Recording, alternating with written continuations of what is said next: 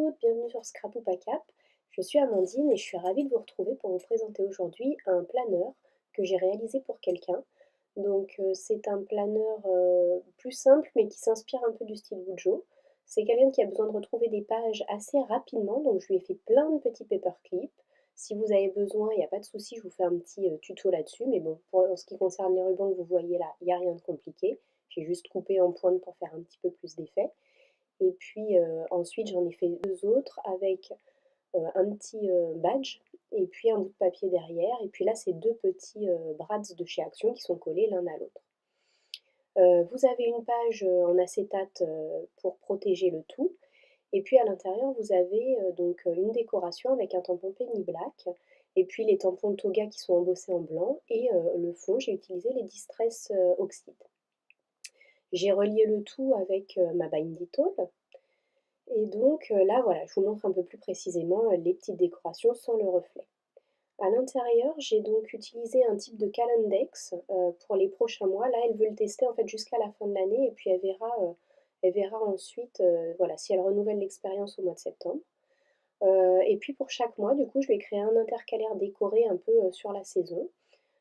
Pour chaque mois, elle a donc un intercalaire suivi d'une page qui regroupe tous les jours du mois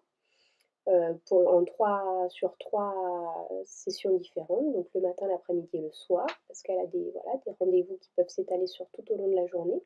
Une page un petit peu décorée pour noter voilà, les choses les plus importantes, comme pour les budgets, les choses à prévoir,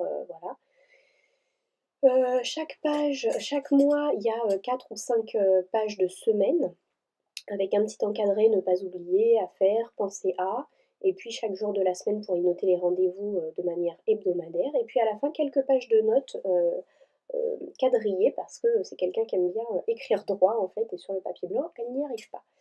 Donc voilà, et puis pour chaque mois, j'ai réalisé une petite déco en adéquation avec le mois. Style Bujo. Donc pour mes intercalaires, j'ai plutôt utilisé des tampons et puis différentes colorisations. Et pour les petits dessins à l'intérieur, j'ai utilisé soit mes tampons, mais j'ai essayé de faire plutôt un style de déco à la main, comme on peut trouver sur les Bujo, parce que voilà, c'est toujours plus sympa d'avoir une petite déco un peu personnalisée et réalisée pour soi, quoi. Donc voilà, j'ai beaucoup joué aussi avec mes tampons de chez Karine, que j'avais eu très peu de temps avant. Donc je me suis bien amusée. Et donc voilà, elle retrouve chaque mois à peu près 4 encadrés, les mêmes, de la même manière, de la même disposition, pour qu'elle puisse s'y retrouver et puis avoir voilà, une petite récurrence à chaque fois dans son organisation, au niveau voilà, des encadrés qu'elle retrouve pour noter ce qu'il lui faut. Là, c'est une petite feuille de chez Action que j'ai mis en couleur.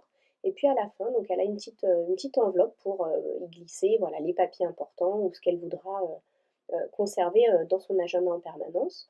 Un petit élastique qui tient par des œillets qui sont cachés de l'autre côté, forcément sous le papier, pour pouvoir voilà, fermer le bujo, enfin le planeur pour pas qu'il ne s'ouvre.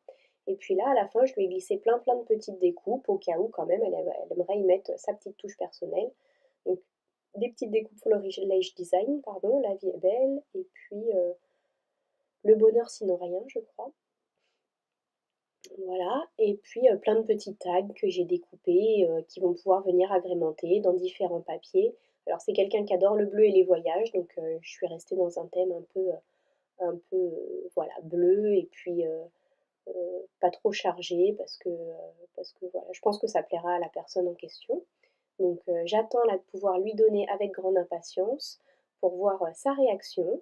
Vous n'hésitez pas en tout cas à commenter, à dire si vous aimez, si vous n'avez pas aimé, ce que vous préférez, parce que ça me fait toujours plaisir d'avoir un petit commentaire et de pouvoir un peu savoir ce que vous aimez et ce que vous aimez moins dans mes vidéos. Je compte sur vous pour me dire bien sûr s'il y a des choses à améliorer et peut-être voilà, avoir vos suggestions pour pouvoir les améliorer au mieux, pour que vous puissiez les regarder le mieux possible.